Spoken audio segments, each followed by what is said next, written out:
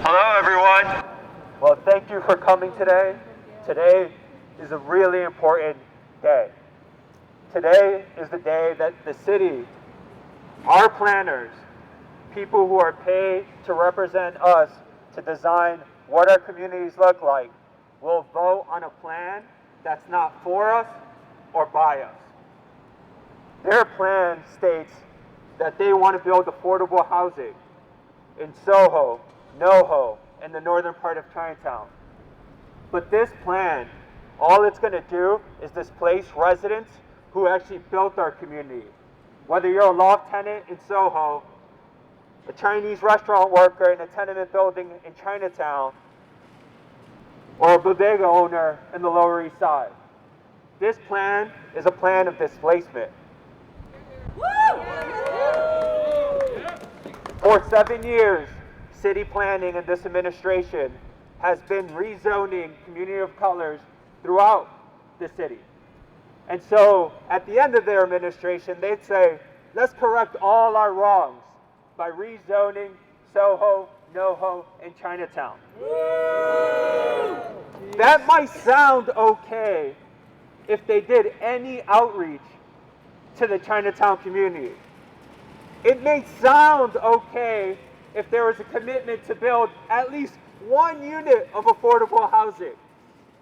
It would sound okay if it would protect small businesses and not promote mall-like structures along SoHo, NoHo, and Chinatown. And that's why we're here today.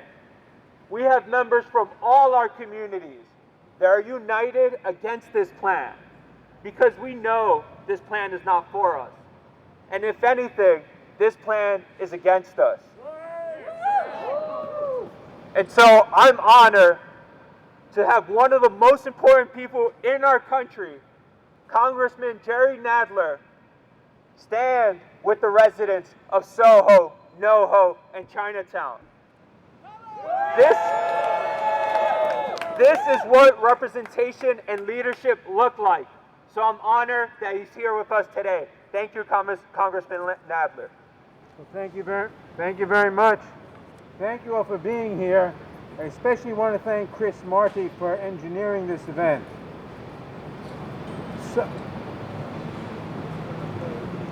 SoHo and NoHo were not always as we know them today. They were once dying areas, struggling to maintain their former industrial identities. New York City and state helped legalize the burgeoning artist communities, transforming former manufacturing buildings from lofts into lofts and housing, allowing for the neighborhoods to build the cultural cachet that has led them to become internationally renowned. Today, SoHo and NoHo are vital parts of the city and major economic engines that reflect the evolving nature of our neighborhoods. We are asking the Department of City Planning and the mayor to reject a rushed, ill-conceived plan for the area. This plan is not only unlikely to generate much, if any, affordable housing, but in any place it might, the plan relies on demolishing existing rent-regulated housing. The entire process for this proposal was put together as part of the envisioned SoHo NoHo,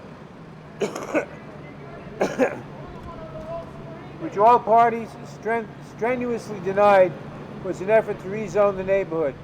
And yet here we stand. The process looked at straightening out the commercial restrictions in area and updating housing restrictions for artists to be more effective.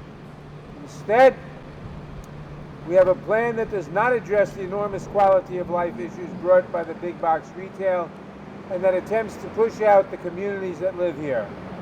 It is not the wealthy residents of the area who will be evicted for more luxury housing. It will be the rent-regulated, low-income artists that make SoHo into the icon it is today. It is notable that a huge portion of the soft sites for likely housing development are in the small section of the plan that forms the transition to Chinatown, and the large concentration of Asian Americans who live there. The administration is putting a target on their backs and making clear it cares less about at-risk tenants in this area than it does in other parts of the city. I am proud to stand with Community Board 2, with Chris, with Tenants Back, and more in opposing the de Blasio administration attempting to rush through zoning changes on its way out the door. The plan is a sham and ought to be abandoned. Thank you.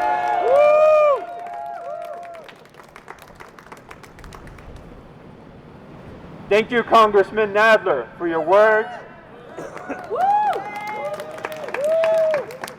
That's what I call speaking the truth about what this plan is. So thank you so much. Up next, we have Vincent. Not here yet? Okay. Okay. Up next, we have Juan from Village Preservation.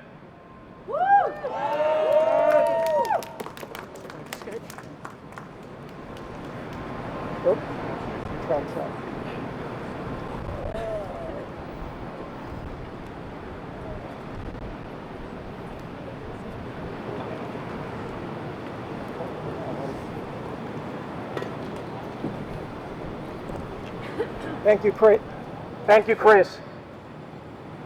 You know, it is the height of hypocrisy for the city planning to accuse anyone of racism given their miserable track record on this matter up to and including this atrocious plan paid for by the mayor's developer donor friends.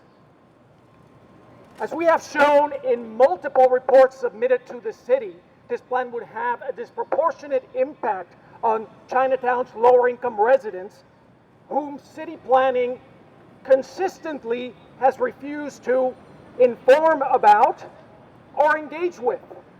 City planning will not even call Chinatown Chinatown in this plan. It calls the area where it has proposed the largest upzoning SoHo East.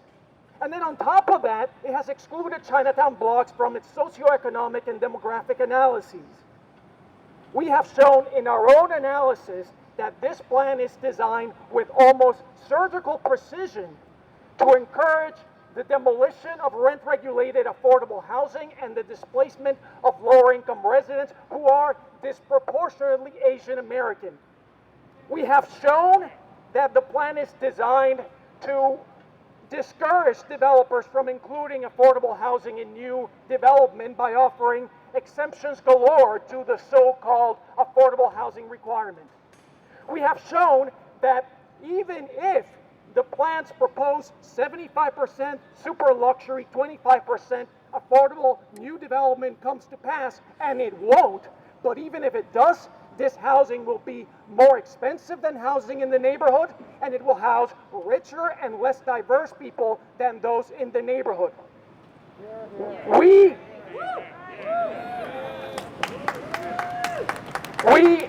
and a dozen other neighborhood organizations have proposed an alternative upzoning, which proposes more broadly affordable housing than the mayor's plan, without the giant developer giveaways and without the huge, big corporate retail.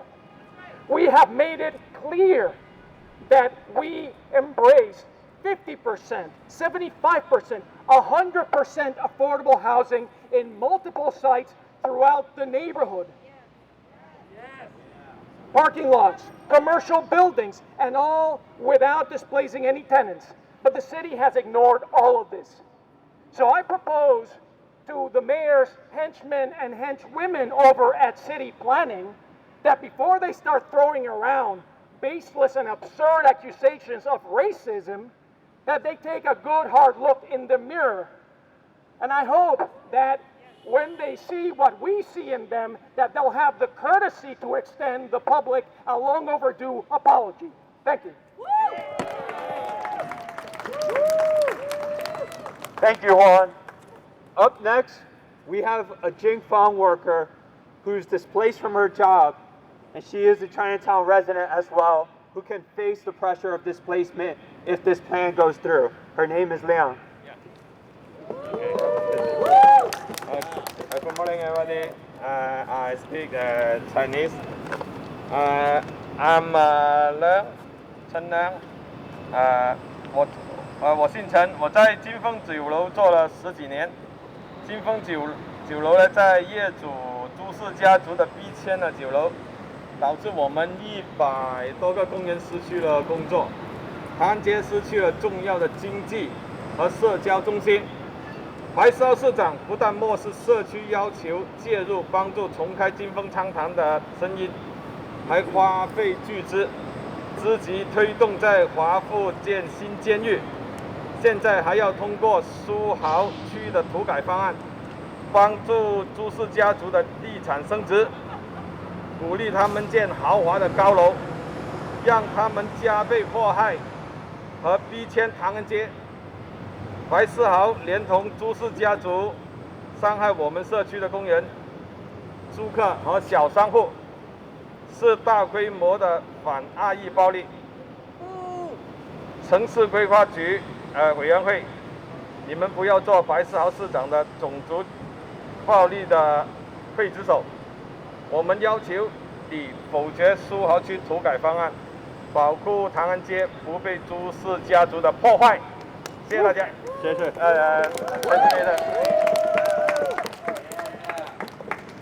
I'm going to translate real quick. So my name is Chen. In the past over a decade, I worked in the Jingfeng Dim Sum restaurant, the historic Dim Sum dining hall in Chinatown. Jingfeng's landlord, the mega landlord, the Chu family, displaced the dining hall, causing 180 of us losing our jobs and causing Chinatown losing its soul, losing an important economic and social center. Meanwhile, our mayor, Bill de Blasio, not only ignored our demand for the city to intervene and help reopen the Dim Sum dining hall, but also he spent enormous resources to try to build a new jail in Chinatown. Now, he even wants the SoHo NoHo rezoning plan to help the Chu family profit even more. To encourage them build more luxury towers, and to double, triple the trauma to our community, and to displace and to further accelerate the displacement of Chinatown. De Blasio colludes with the Chu family, the mega landlords, developers, to hurt the workers, tenants, and small business of our community. Now that's the real anti-Asian violence. So, City Planning Committee, please don't be the executioner of crime and racial violence for Mayor Bill de Blasio. We require that you veto the SoHo NoHo rezoning plan now. Thank you, Chen. Thank you, Yolanda, for translating. Up next, we have a representative, a co-founder of the coalition of World Trade Center 5 to build 100% affordable housing. When cities and attackers say that our community is not fighting for affordable housing, they don't know our track record. They don't know that the Community Board 2 voted to make St. John's Terminal a residential complex with affordable housing. And now, all of us here are fighting with Jerry Nadler to bring affordability to the Lower Manhattan. So thank you, Mary Alma James, for being with us. Good morning. Thank you for having me, Chris. I'm going to be very, very quick. First and foremost, here to support Chris because he has supported all of these neighborhoods, all of these districts for so long, way before he was our nominee for City Council. But secondly, yes, I am here as a founding member of the Coalition for an Affordable World Trade Center Tower 5, 100% affordable. We do want that in this neighborhood. I'm a lifelong resident of this neighborhood, 50 years. I moved here when I was 3 months old. So I'm talking about we want diversity, we want growth, we want affordable housing, we want our children to be able to afford to live here, we want our seniors to be able to continue to age in place, and we want people who are suffering in this district that is just one big cancer cluster, unfortunately, at this point, to be able to be sick and safe in a home and in their own home, in their own comfort, for as long as they are able to do so. We want affordable housing here, 100%, not only here, but also at 2 Howard Street. I'm not from SoHo, but I support it 100%, 1,000%. Thank you.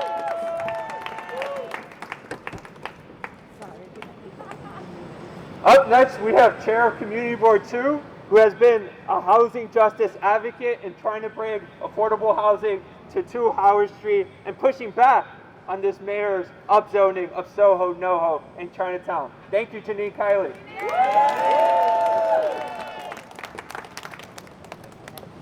Good morning.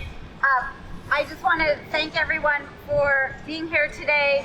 There's been a 3-year community engagement process on this rezoning. Significant time has gone into this. What a waste! This long, drawn-out process is a total sham. Woo! The city's plan has failed to incorporate any meaningful community input. Despite hundreds of hours of work, the city's plan is virtually unchanged. And that is why Community Board 2 voted 36-1 to reject the mayor's plan to rezone SoHo, NoHo, in Chinatown. We want everybody to read the resolution that fails to do, the city's plan fails 6 failures, and I want to highlight 2 new pieces, relatively new pieces of information. We know it fails to achieve affordable housing, it increases displacement, incentivizes offices and dorms instead. We know it fails to maintain the mixed-use neighborhood. It's a big giveaway and bailout to over-leveraged retail entities, getting rid of the 10,000 square foot cap on retail and the 5,000 square foot cap on eating and drinking establishments, even though nearby neighborhoods and special districts all over the city have caps on these types of uses. It fails to protect the 6 historic districts. It fails to mitigate and listen to the community. It fails to secure a future for joint living working quarters for artists, and it has this punitive, ill-conceived arts fund. You're going to hear more about that at today's hearing from other community board members. Community Board 2 asked for information underlying the city's analysis. We asked for it repeatedly. We were promised it. Community members submitted a FOIL, and guess what? They got it. Do community boards that are part of government entities now need to FOIL to get information from our own government? I guess the answer is yes, and we'll be doing that going forward. But we've been digging through on this data for the last few days, because that's all we've had, even though the city's had 3 years, and they have this ill-conceived punitive arts fund based on faulty, sloppy data that shows no significant material difference at all between the sales price of joint living work quarters for artists and non-joint living working quarters for artists. So stay tuned for today's testimony. I also want to talk about affordable housing. Community Board 2 has been pushing for affordable housing at 2 Howard Street since 2014. That's 7 years. And we got a big support this year. We have a new president, and he issued an executive order in January that supports the disposition of federal assets for achieving greater, for things like affordable housing. We had a great call this week with representatives of the federal government and all our elected officials representatives, including Representative Nadler's office. I know that they met with city planning yesterday, so finally this is moving forward. This is not part of the plan at all. 5 World Trade Center, 2 Howard Street. We can build affordable housing instead of this massive developer giveaway that basically lines the pockets of existing property owners and fails to deliver any affordable housing. Finally, I want to talk about the check the box on Chinatown. I wish community board member Anthony Wong could be here. He lives in what's called SoHo East. He lives in Chinatown. And there was one meeting that he pushed to have in 2019. It was scheduled. He wasn't able to attend, so he asked his mother to attend. One person showed up. That's it. The person he said, his mother. That's it. The city checked the box for outreach to Chinatown. So it's 43% of the projected housing that the city thinks it's going to build that will be built is in Chinatown, and 74% of the total development is in the opportunity areas. We asked the city to reject this plan, reject lining the pockets of big developers, and we encourage everyone to read the CB2 resolution for lots of details. Thank you. Thank you, Janine. 2 years ago, tenants at 85 Bowery were being evicted in the middle of the night. This is the consequence of really bad land use policy. And if this plan is voted on, we're going to see more incidents like this for the decades to come. And so I want to invite a representative from that tenant association. Vincent, thank you for being here. Vincent! 大家好，我是 Vincent， 83、85，包里街住客委员会的代表。我们在18年的时候，很多整栋楼啊，很多人都被赶出来，在最寒冷的冬天的时候，我们也看到很多居民跟那个工友，大家出来帮忙，帮我们回到我们的家园。现在呢，唐人街我们也是面对这么厉害的这种种族歧视的土改计划又来了。 之后呢，将会有更多的居民呢，或者小商户被赶出我们的社区。我们今天出来的话，也是因为大家都联合在一起，我们已经受够这个 DCP 这个城市规划区，它长期以来就一直在歧视我们华人，歧视我们唐人街，想在这个两桥那边建高楼，逼迁我们社区。我们已经不会再一直待在家里了，我们已经看清楚这种伎俩。 他们现在就用所谓的可负担房屋丢一点点出来，要赶走我们整个社区。我们绝对不会再搬走了，我们将会留下来，我们跟大家一起去保护着我们的社区。我们要反对他这种种族歧视的土改计划。他将会在唐人街专门勾结这个大业主朱氏家族。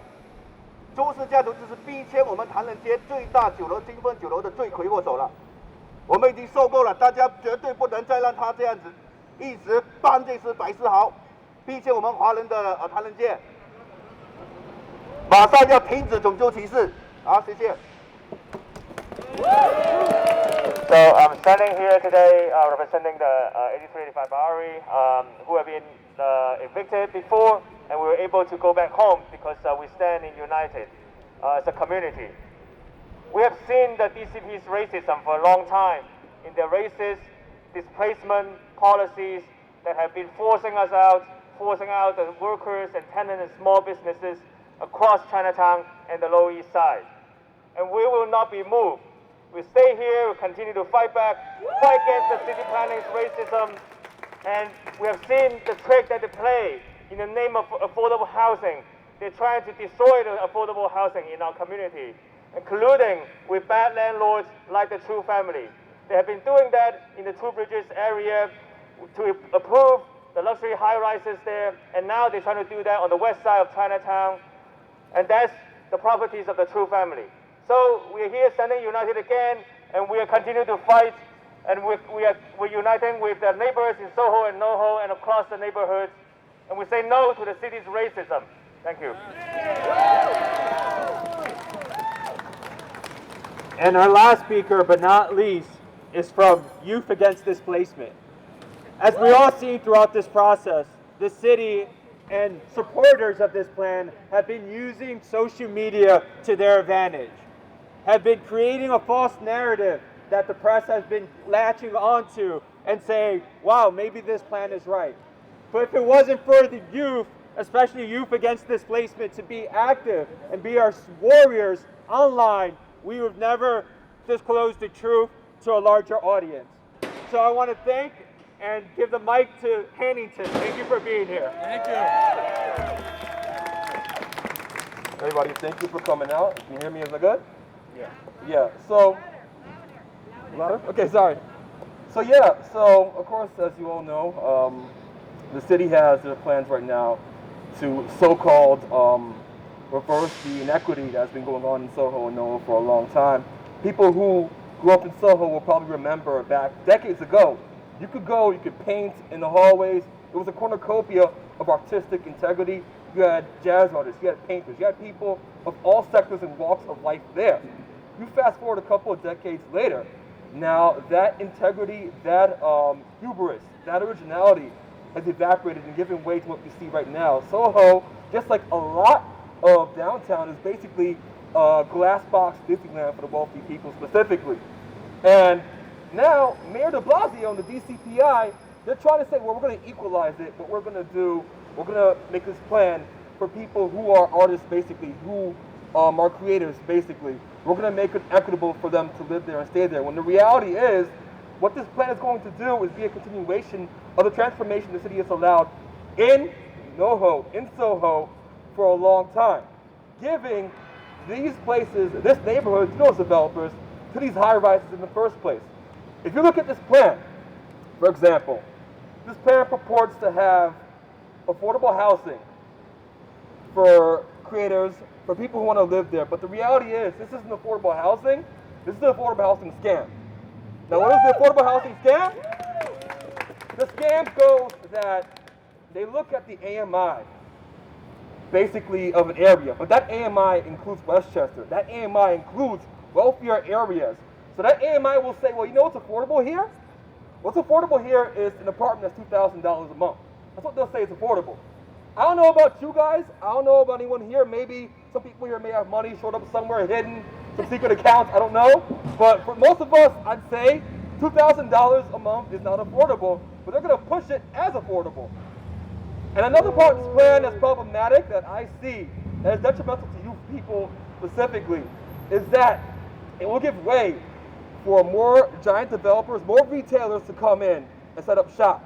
When I lived in Inwood in 2014 specifically, I remember when I was about to move out, 89 Seaman Avenue, there was the beginning of gentrification there, and the hallmark of that was a Starbucks that started showing up on Dyckman Street. And shortly after that, I was told I had to leave my apartment because of, I'll get the term, but basically the landlord raised it to preferential rent and I had to leave because the pressure is there. You're going to see a transformation like that happening down there. This is not going to make affordable housing. This is just going to perpetuate the scam of developers, basically. This is what we need, low-income housing. Truly low-income housing, not affordable housing. Another point I want to make, you guys remember, last night was a perfect example of why we're here right now. Last night, you all saw it. 28th Street on the IRT Broadway line, IRT 7th Avenue line was flooded. You had historic levels of flooding in New York City. The infrastructure in this city is terrible. That should not be like the news, obviously. But the reality is, rather than deal with this reality of our crumbling infrastructure, our crumbling subways, our crumbling streets, our crumbling everything, the city is going to go and say, hey, you guys come here, develop the area, build more of these disgusting glass box Disneylands for us, and we'll pocket the money and not put it back into the streets, into the subways, into the buses, into any of the infrastructure specifically. This plan is poison, not just for young people, for every people who are around there. Young people, old people, people from all walks of life. This is why we have to stand together and say no. Enough of the de Blasio displacement machine. Enough displacement. Let's come together. Let's stop it. Thank you.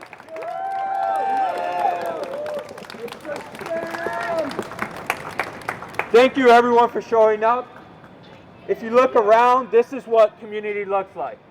We have people from all parts of Lower Manhattan here, standing united because we're tired of these developer-driven rezonings. We're tired of this administration not paying attention to residents. We are tired. And so that's why I like to give another thank you to our Congress member for showing up. And not just being on Zoom, but showing up in person. Because he knows how bad this plan is. And under his watch, and other elected official watch, whether it's Carolyn Maloney, our state assembly member Deborah Glick, State Senator Brad Hoylman. We call a spade, and this plan is a spade. It's a bad plan. And so the only way you could call it is a bad plan. So thank you so much, Congressmember, and thank you for everyone for being here. Let's go testify and give our voice and let the city hear what we have to say. Thank you so much.